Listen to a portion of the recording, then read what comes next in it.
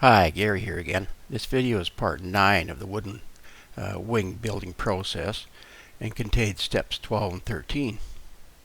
Step 12 is to replace the foam plugs and put the first coat of filler on the wing. So here I'm replacing the foam plugs back in the wing, and the foam plugs will be glued in with wood glue. Now I can finally put the first coat of filler on. This will be mostly sanded off. It's only meant to fill in any depressions or irregularities on the foam surface. However, this was one of my big mistakes. I was hoping that it would only take a small amount of filler, but I had to keep putting more and more on. A better choice would have been to use micro balloons instead, and that would not have added as much weight to the wing. This was all caused by my haste to get going on the wing, and I didn't spend enough time checking the airfoil shape, especially the top. The bottom went okay, but the top ended up taking on a life of its own, and after checking the weight, I conceded and shelved the whole project and went on to build an aluminum wing. So step 13 was to make the rear adjustment rods. These are the Heim joint tubes that I created for the height adjustment at the back of the wing. They're made from 5/8 aluminum rod, tapered on the ends, then drilled and tapped to 5/16 fine thread to fit the Heim joints.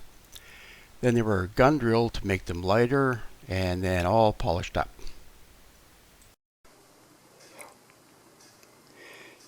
Here's a quick little video of the rear wing adjustment clevises, the uprights.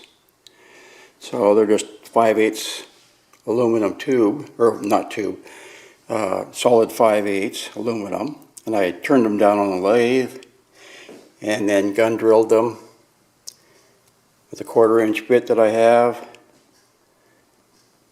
And then they're tapped to right and left hand 5/16 fine thread. And everything's all polished up, turned out pretty good. The little holes in the middle are to hold the bar as you're doing your adjustments. Turned out pretty nice. They're fairly light. So what I'm doing here is gun drilling the rods. So it's kind of a long, tedious process. You can only drill in like a couple of inches, then you have to back it out to get rid of all the chips and then put oil in it and then do it over and over again. But eventually you get through it, and actually it looks nice, and it makes them a fair bit lighter. The squeaking noise in the background is my drive belt. It's squeaky and dry, and I guess it's old, it needs to be replaced, so kind of annoying, but it still works. And that's it for part 9. We'll catch you in the next one.